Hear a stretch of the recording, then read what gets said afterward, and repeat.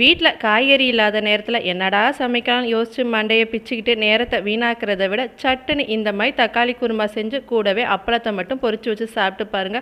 அப்புறம் சொல்வீங்க, இதுக்கு கடாயில கொஞ்சமா எண்ணெய் ஊத்திட்டு 15 சின்ன வெங்காயம், 5 பல் பூண்டு, சின்னதா ஒரு துண்டு இஞ்சி சேர்த்து நல்லா வதக்கி விட்டுட்டு, கூடவே கட் பண்ணி வச்சிருக்க 3 தக்காளியும் சேர்த்து, தக்காளி நல்லா மசிஞ்சு வந்ததும் மஞ்சள் தூள், மிளகாய் தூள், மல்லித்தூள் சேர்த்து 2 நிமிஷம் வதக்கிட்டு, ஆறுனதுக்கப்புறம் மிக்ஸி ஜாரில் அரைச்சி எடுத்துக்கலாம்.